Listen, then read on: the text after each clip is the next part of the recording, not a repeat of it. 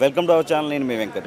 Jubilees by election గురించి మనతో పాటు మాట్లాడడానికి కొమరేలి మల్లన్న డివోషనల్ ఫేమస్గా శ్యామ్ గారు మనతో పాటు ఉన్నారన్న. నమస్తే. నమస్తే. జూబ్లీస్లో బై ఎలక్షన్స్ నడుస్తుంది. ప్రజలు ఏ పార్టీ వైపు మొగ్గు చూసే అవకాశం ఉందంటారు? ఇక్కడ స్థానికుడైన నవీన్ యాదవ్ గారికి కాంగ్రెస్ పార్టీ నుంచి టికెట్ ఇవ్వడం జరిగింది. దీనిపై మీరేమంటారు? నవీన్ యాదవ్ 100% గెలుస్తున్నాడు. 1,00,000 మెజార్టీతో గెలుస్తుండు. ఇక్కడ సేవ చేసే నాయకుడు, యువకుడు, ప్రజాసేవకు ఎప్పటి నుంచో చేస్తుండే. ఎప్పటి నుంచో కాదు, ఒక 15-16 సంవత్సరాల ముందు నుంచో చేస్తున్న వ్యక్తి. కాంగ్రెస్ సీట్ దొరకడం, ఎమ్మెల్యే సీట్ దొరకడం అనేది మామూలు విషయం కాదు. సెంట్రల్నే ఒప్పించి, స్టేట్ని ఒప్పించి రేవంత్ అన్న మనసు దోచుకునే వ్యక్తి మా నవీన్ యాదవ్. 100% గెలుస్తుంటారు. ఇప్పుడు నవీన్ యాదవ్ గారు చాలా ఫ్యామిలీస్కి హెల్ప్ చేశాడు, చాలా మందికి సీమంతాలు చేశాడని చెప్పి చాలామంది చెప్తున్నారు. ఇవన్నీ వాస్తవాలేనా? 100% వాస్తవాలు. ప్రజాసేవకు అంకితమైన వ్యక్తి, ప్రజాసేవ చేయదలసిన వ్యక్తి. అటువంటి వ్యక్తిని మనం ప్రోత్సహించాలి. మనం అందరం ఒక బీసీ బిడ్డని గెలిపించాలి. బీసీ శక్తి ఏందో చూపెట్టాలి. నవీన్ గారి మీద బీఆర్ఎస్ వాళ్ళు కొన్ని ఎలిగేషన్ తీసుకొస్తారు, బురద తల్లే ప్రయత్నం చేస్తారు. దీన్ని ఎలా చూడొచ్చు? నవీన్ యాదవ్ అటువంటి వ్యక్తి కాదు. మంచి వ్యక్తి, జనంలో పేరు పొందిన వ్యక్తి, చిన్న శ్రీశైలమన్న కొడుకు అని మంచి పేరు తెచ్చుకునే వ్యక్తి. అటువంటి వాళ్ళకి భయం కాబట్టి ఆ బురద జల్లుతాడు తప్ప నవీన్ యాదవ్ ఎప్పుడన్నా కేటగిరీలో ఉందా? అటువంటి పేరుందా? లేదు కదా. వాళ్ళకి భయం. నవీన్ యాదవ్ నిలబడ్డాడు కాబట్టి ఇది ఎక్కడ గెలుస్తాడో ప్రచారం బేడ చేస్తాడు తప్ప నవీన్ యాదవ్ 100% మంచి వ్యక్తి. మీరు కూడా ప్రజల్లో తిరుగుతున్నారు. ప్రజల పల్స్ ఎలా ఉందన్న? ఏ పార్టీకి ఎక్కువ అవకాశం ఉందంటారు? నేను తెలంగాణ ప్రేడ్లో, తెలంగాణ ఉద్యమంలో కొట్లాడిన వ్యక్తిని. మంచి మంచి పాటలు పాడి తెలంగాణ పాట పేరు పొందిన. మళ్ళీ తిరిగి నేను ఒక క్యాన్వాసింగ్ వస్తున్న, ఒక ప్రచారానికి చెప్తున్న ఇంటర్వ్యూ అంటే ఒక నవీన్ యాదవ్. ఆయన మనసు దోచుకున్నాడు కాబట్టి ఆయన కోసం నేను వచ్చి మాట్లాడుతున్నా. ఎంత మెజారిటీతో గెలిచే అవకాశం ఉంది? 95,000, 1,00,000 దాకా గెలుస్తాడు. 100% 1,00,000 మెజారిటీతో గెలుస్తాడు. ఇదే కేసీఆర్ గారు గతంలో శ్రీశైలం యాదవ్ గారి దగ్గర వచ్చి సహాయం పొందినవాడే, ఏదైతే ప్రచార వెహికల్ కూడా. మరి అలాంటి వాడు ఈరోజు శ్రీశైలం యాదవ్ గారిని కానీ రౌడీ అని చెప్పి మాట్లాడడం జరుగుతుంది. ఎలా చూడొచ్చు దీన్ని? బీఆర్ఎస్ నాయకులు ఇప్పుడు అట్లా ప్రచారం చేయకపోతే వాళ్ళు గెలవరు కదా. ఆ భయం ఉందన్న, ఆ భయం కోసం మాట్లాడుతారు తప్ప చిన్న శ్రీశైలం అనే వ్యక్తి చాలా మంచి వ్యక్తి, గుణగణాలు గల వ్యక్తి, 10 మందికి సాయం చేసే వ్యక్తి. సినిమా కార్మికులకు అడగండి, బయట వ్యక్తులను అడగండి. శ్రీశైలం అన్న ఎటువంటి వ్యక్తి అంటే జనం మెచ్చిన వ్యక్తి మన శ్రీశైలం అన్న. ఇక్కడ ఎవరు వచ్చినా, ఏ ఆపద వచ్చినా ఆదుకునే వ్యక్తి మన చిన్న శ్రీశైలం అన్న. మంత్రి అయ్యే అవకాశం కూడా ఉందంటారు ఎమ్మెల్యే గెలిస్తే నవీన్ అన్న. ఇది హైదరాబాద్ నడిబొడ్డు, నాకు జూబ్లీస్ గడ్డ. అంటే మన జనంలో ఏముంది, విలేజ్లో కాంగ్రెస్ ప్రభుత్వం గెలిచింది, సిటీలో గెలవలేదండి. సిటీలో ఇది గెలిచి మంత్రి అయ్యే అదృష్టం వస్తే ఆ మల్లన్న స్వామి దీవెనలు ఎప్పుడు ఉంటాయి మా నవీన్ యాదవ్ గారు. రావాలని కూడా కోరుకుంటున్నాం, మంత్రి పదవి కావాలని కోరుకుంటున్నాం.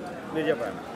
నేనేమడుగుతున్నా, మీరు ప్రతి ఒక్కరిని అడుగుతారు కదా ఎవరు బలమైన నాయకుడు అని. మరి మీరే చెప్పండి, బలమైన నాయకుడు ఎవరు? అరే మీరు తిరుగుతురు కదా, చాలామందిని అందరిని ప్రశ్నిస్తూ ఉర్రు కదా, మీరు చెప్పండి బలమైన నాయకుడు ఎవరు? ఒక డైనమిక్ లీడర్ ఆయన. ప్రజల్లో ఆయన ఒక చదువుకున్న వ్యక్తిని ఆయనని ఈ విధంగా దుష్ప్రచారం చేయకూడదు.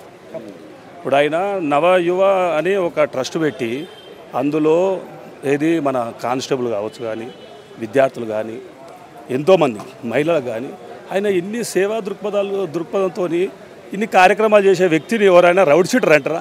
అయినా ఎమ్మెల్యేలకు ఏమన్నా కామన్ సెన్స్ ఉందా? భయంతోనే. అంటే వాళ్ళ తండ్రి ఏమో పెద్ద పెద్ద వాళ్ళకు అన్ని విధాలుగా సహాయ సహకారాలు అందించుకుంటూ వాళ్ళకు రథం అంటే రథం ఇస్తాడు, కూతురికి కావాల్సినవి అన్నీ ఇచ్చుకుంటూ వచ్చిండు. కొంచెం ఉండాలి, ఎవరైనా గౌరవం మర్యాదను ఉంచుకొని మాట్లాడాలి.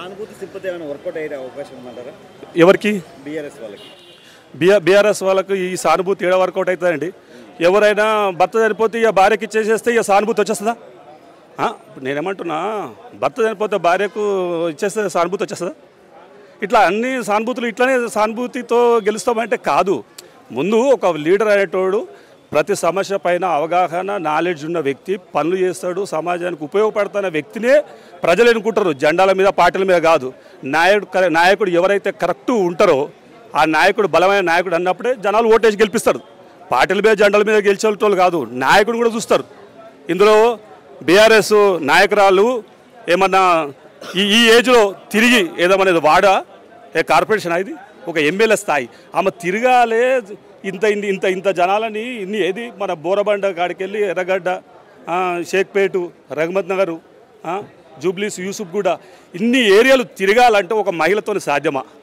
ఒక యువకుడు, ఒక మా జాతిలో ఒక బలమైన నాయకుడు ఎదిగినప్పుడు అలాంటి నాయకునికి సపోర్ట్ చేయాలని చాలామంది ఇక్కడికి ఎంతోమంది ఉత్సాహంతో ఉల్లాసంగా పనిచేయాలని ఎంతోమంది ఎక్కడి నుంచో వచ్చి ఆయన కోసం తప్పిస్తుంటే ఇట్లా ఇలాంటి విమర్శలు చేయొద్దు. కావాలంటే మీరు బీఆర్ఎస్ పార్టీ వాళ్ళు మీరు ఏమైనా చేసిన పనుల గురించి చెప్పుకోండి.